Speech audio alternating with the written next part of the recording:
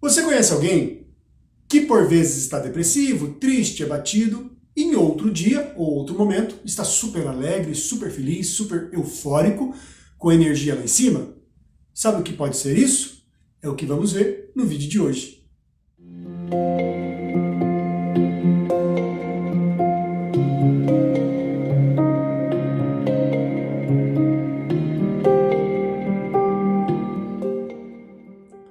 Olá, meu nome é Jaime Endres e eu sou psicanalista. E esse é o canal Jaime Endres Explica. É um prazer ter você aqui conosco, mas também divida aí esses vídeos com outras pessoas. Então, por isso, compartilhe esse vídeo, também se inscreva no canal, é muito importante, e dê aí o seu joinha.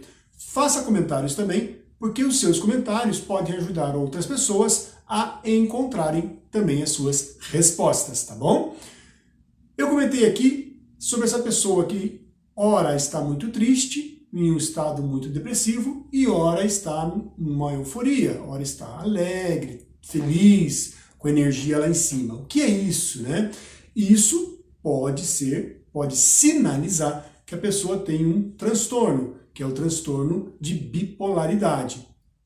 Eu vou falar um pouquinho aqui no conceito da psiquiatria e depois eu vou entrar um pouquinho no conceito da psicanálise para falar sobre isso, tudo bem?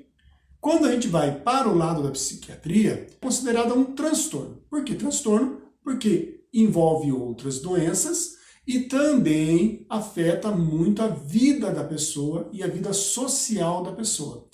Naquele vídeo de diferença entre doença, transtorno, síndrome e distúrbio, eu deixo bem explicadinho o que é isso. Então, qualquer coisa, volte lá e veja esse vídeo primeiro, tá bom? Na visão da psiquiatria, então a bipolaridade é um transtorno de humor, ou seja, o cérebro ele tem ali afetado algumas áreas da regulação do humor, dessa regulação da questão da energia, do impulso, da vontade, do desejo. Então há ali uma certa disfunção cerebral nesta área específica que faz toda essa regulação aí do humor e dos estados aí da pessoa, né? Do estado, tanto no estado depressivo quanto no estado eufórico. E por que chama-se bipolaridade? Porque são polos opostos.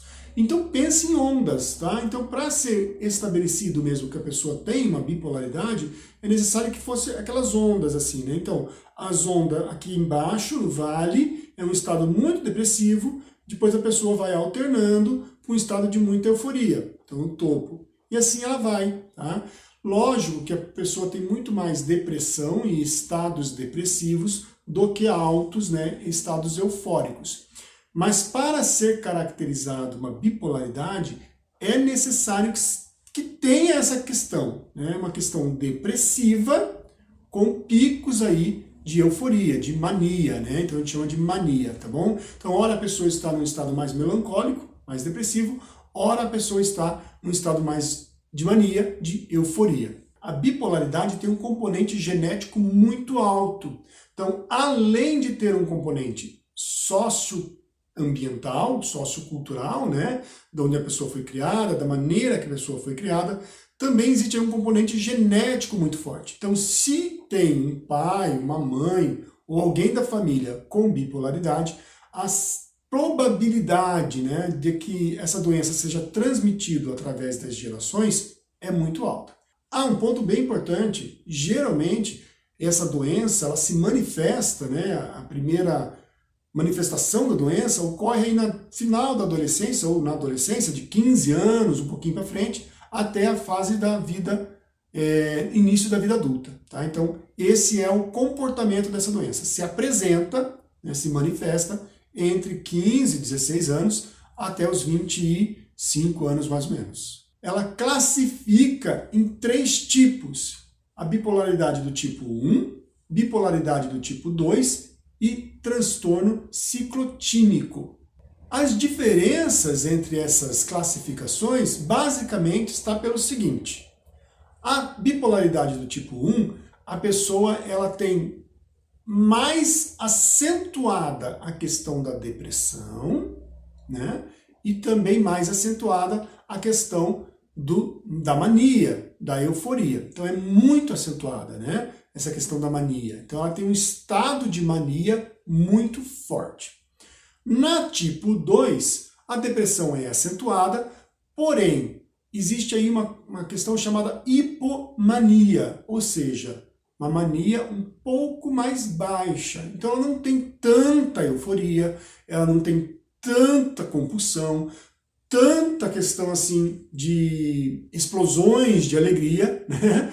Como tem um tipo 1, tá bom? Então a diferença aí entre tipo 1 e tipo 2 basicamente é essa. Eu não estou muito preocupado aqui em passar muitas informações técnicas dessa visão da psiquiatria para vocês, tá bom?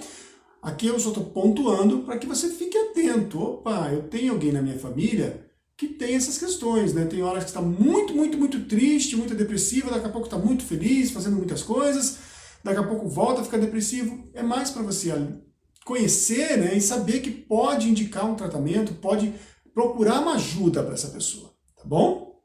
A ciclotímica, ela é mais difícil ainda, porque a ciclotímica, os estados depressivos e os estados eufóricos são muito parecidos, né? Então eles são mais regulares, vamos dizer assim, mais perto um do outro, não tão diferença, né? Essa onda que eu falei não é tão ampla, a amplitude de onda não é tão grande, então ela acaba se mantendo um pouquinho mais, então ele não é uma depressão tão profunda e também não é uma euforia tão exacerbada, tá bom? Então essa é a diferença do ciclotímico.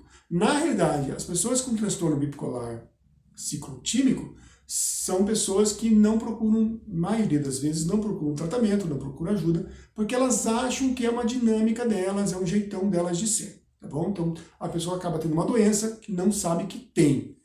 Um outro ponto importante, a bipolar geralmente não é a pessoa que procura ajuda, é algum familiar, algum parente, alguém que está envolvido nessa questão, que acaba procurando ajuda para essa pessoa, e geralmente quando ela está na fase da depressão. Quase nunca quando está na fase da mania, porque quando está na fase da mania, a pessoa está se sentindo muito bem, muito bem. Então ela diz, não, por que eu vou no médico se eu estou bem? Eu melhorei, estou super bem, então eu não vou no médico. Tá? Um outro ponto importante que eu quero passar para vocês aqui é, na bipolaridade do tipo 1, o quanto realmente essa amplitude de onda é distante uma da outra. Eu vou falar para vocês as características da mesma pessoa quando está na fase depressiva e na fase de mania, tá bom? Vamos lá? Só para vocês terem como comparativo. Quais são os principais sintomas do paciente bipolar tipo 1? Quando está na fase depressiva, todas as funções que eu vou falar para vocês agora estão para baixo. E quando está na fase maníaca, todas as funções estão para cima. Tá? Eu vou comparar uma ao lado da outra para ficar mais fácil para vocês.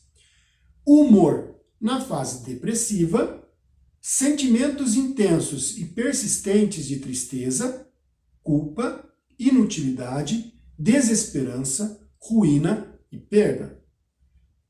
Na fase maníaca, humor eufórico, muito alegre, animado, engraçado, cantarola, ri com facilidade, é um bom vivan nessa fase aí, né? É bem expansivo, ele tem aquela questão de grandiosidade, prepotente, audacioso, egocentrismo, é muito característico nessa fase. Ele está bem destemido, se torna uma pessoa arrogante e também muitas vezes metido, tá bom? No prazer, quando está na fase depressiva, perda de prazer por coisas que realmente eram muito prazerosas para ele.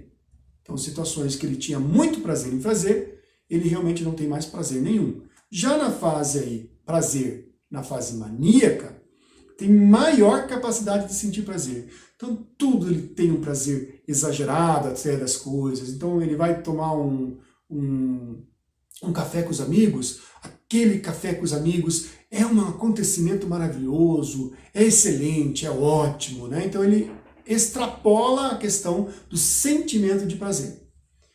A questão da energia. Na fase depressiva, muito cansaço e muita fraqueza. Já na fase maníaca, tem uma energia muito aumentada, ele acaba dormindo pouco e não se cansa. Então ele não sente falta. Então na fase da mania, ele dorme aí 4 horas por dia, pouco menos em alguns casos, e ele não se cansa mesmo, não faz falta para ele. Tá? Então ele fica tão agitado, tão eufórico, tão em planos, projetos, que ele não precisa nem dormir. Né? A mente dele fica trabalhando quase que 24 horas por dia. Outra lá, impulsos na fase depressiva. Falta de vontade, de ânimo, de iniciativa, poucos planos. Ele fica com uma indecisão tremenda. Com isso leva a fazer procrastinação, tudo ele deixa para depois. Duvida de tudo que vai fazer. A autoconfiança dele vai lá embaixo. Ele não acredita mais nele, não acredita mais no seu potencial. Já na fase da mania, ele se torna totalmente impulsivo. Ele faz coisas sem prever as consequências. Então é aquele tipo de pessoa que vai fazendo, vai atropelando as coisas, sem medir o que realmente vai dar de resultado no futuro, quais são as consequências para as suas ações. Ele fala o que dá na telha, né, aquele famoso fala o que dá na telha. Cai aí por uma questão de compras compulsivas, se torna extremamente gastão, gasta com irresponsabilidade. Muitas vezes essas pessoas na fase maníaca, elas acabam indo para o uso de drogas, indo para o abuso de álcool. Hoje em dia, nessa fase da mania, elas acabam indo para uma questão de tatuagens. Então as pessoas começam a se tatuar demais, fazem muitas tatuagens, tudo isso por essa questão aí dos impulsos que estão muito para cima. Também, logicamente, nessa fase, há um risco muito grande da pessoa cair em questões aí de sexo perigoso, né, e inconsequente.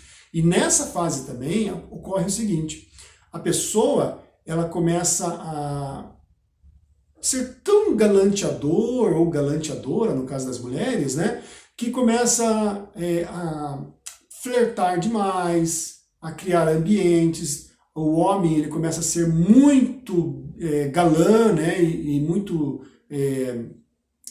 canta muito as mulheres, não avança sinal muitas vezes, né? E pro lado das mulheres, elas começam a usar decotes, começam a se mostrar mais, elas começam a vender uma imagem muito maior.